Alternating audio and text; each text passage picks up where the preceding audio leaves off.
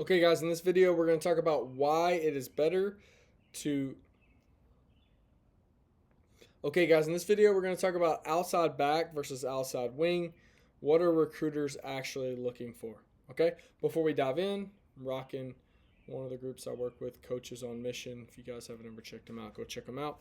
Okay, let's dive into this sports reels analysis. Okay, so what are recruiters looking for? They are looking for an outside player that can attack. Okay. So if you're questioning yourself, should I play outside back? Should I play outside winger? The answer is whatever position is going to allow you to get film where it is showing you attack. Okay. You need to, because you're going to have opportunities where you can defend, where you can tackle, but on your team, what is going to allow you to get into transition and show that you can defend and show that you can attack. Okay. But you need to be able to show that you can attack. Okay, so you need to be able to show 1v1 defending. That's great on the defensive side. Big tackles, that's great. But you have to be able to show you can attack. Because here's why. When you go to the next level, when you get recruited, you are not just, if you're an outside back, you are not just competing with other outside backs. You are also competing with all of the other outside players. So you're competing with every left winger, right winger, left back, right back. Okay, you are competing with all those positions. So you have to be able to show all the aspects on the side, because if let's say that you play right back and you're looking to go play somewhere, they're looking to recruit you, but you can only show that you can defend, right? Because you're in situations where you're only defending, but you're not getting up, you're not attacking. Versus a right winger or a right back that is showcasing the defensive abilities, but also showcasing that they can get to the end line, that they can make crosses, that they can get the ball in the box, that they can go quick up the line on transition play, 1-2s, get up the line, make passes, make crosses, convert goals, right? That's more valuable. So you have to be able to show both sides. So I'm going to show you a couple examples here in some of these plays.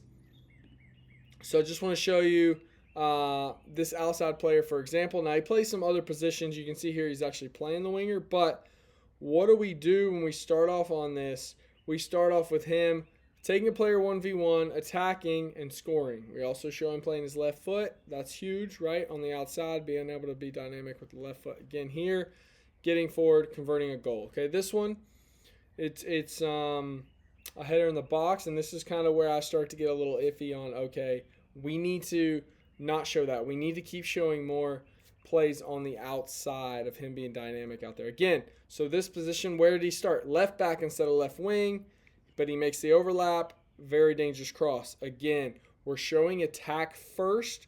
We'll get to defending, but we're trying to differentiate him as an outside player versus the other players that he's going to come around. Okay, watch this one. So he gets the ball, beats this player with the fake, now creates a 2v1, plays it in, and now they get across. So even though he's still an outside back, shows him beating players on the attack. Okay? Again, playing left back again, but beats a player 1v1. So these are the types of plays that we're going to try to showcase. Sorry, I got this a little off my screen here. Okay, this is so this is him again playing a couple of his midfielder roles here.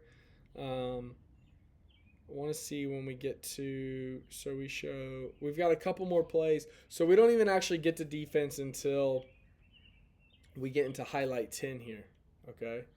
So let's see again. So now he's playing left wing. So see, we've got a mix of him playing outside back and outside wing. The position itself doesn't matter. It's what we're showing. Look, quick 1-2 to get up the sideline and get a cross off. So I really like that play.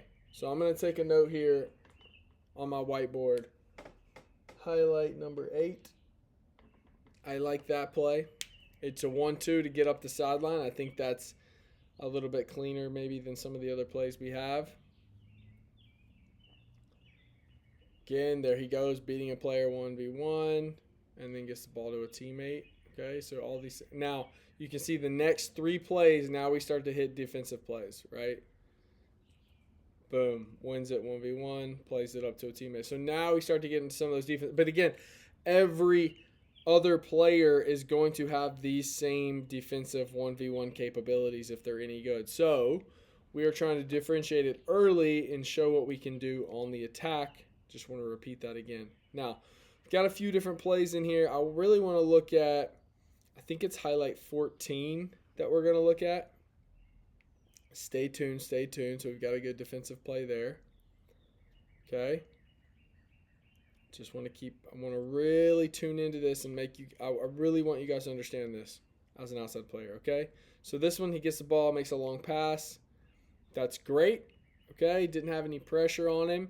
So that's why that play needs to be more towards the end of the reel to show that you can dump those good balls in. Okay, this is a mix of him in the midfield. Now, check this play out. Quick attack on the defense on the outside, beats another player, and then draws. You can see the ref right there calls up for the PK. So that is a play on the attack transition that we want to add in there, right? It shows him being super dynamic, 1v1 on the outside. Okay, that one's a good cross. I like it, but there's not a whole lot of pressure there on him, so we're going to keep that where it is. What was the one I said I liked? I think it was 14. So let me write that down. Okay, so again, that one's just a defensive play. He's tracking his player, and it's a good defensive play, but it's not something that we can really showcase our skills and differentiate ourselves from other players. Okay, this one has a nice little meg there. It makes a pass through, but I don't think that's very it's good, but I just don't think it's situational enough. What some of the other plays show. I think some of the other plays that we've shown translate a little more to style. That's a great goal, but it's putting pressure on. It's nice, but again, it's not super situational where it's going to translate to the next level where they can kind of see how it fits in. So this play's super simple, but I like it. I'll play that one again. Look at play 21 here. Just kind of early cross and gets it in. So what I like is I actually like 20. It's simple, and he is playing in the midfield here, but it shows a transition. He opens up, receives it, takes that touch to beat that player, and gets through those two. So it's simple, but I think it should work its way up a little bit. So I'm going to move that one up to like highlight number 10. And what I really want to do is I want to get this highlight number 8. I really want to work this one up, and I really want to work highlight 14 up. So that's the 1, 2, and then the highlight 14. I want to move that up. So let me show you guys what it looks like when we bring those up. And once we've brought down, we're going to bring down this header goal here. Okay, and then we'll see how much more dynamic this looks. Okay, guys, so if we kick it back off here, this was our first play. Super dynamic, scores, left foot, takes that player 1v1. Next up, we've got our other goal here. Gets in, gets forward, gets in, scores. Okay, I think I'm actually going to move that one down, that goal down, because I really like this dynamic play here where he's dribbling, beats the players, gets the PK. I really like that one. I really like this overlap. Gets forward, makes a beautiful cross. So again, these plays are just more on the field, like situational, which is a poach goal is great to show. There's nothing wrong with a poach goal, but for his position, I'm really trying to showcase what's going to make him stand out the most. So I like that one. He's got a little 1-2 up the sideline, quick burst. I like this one. He beats the player on the dribble, baits him in. So you can see how this is just a lot more dynamic now on the front end. We took away that goal.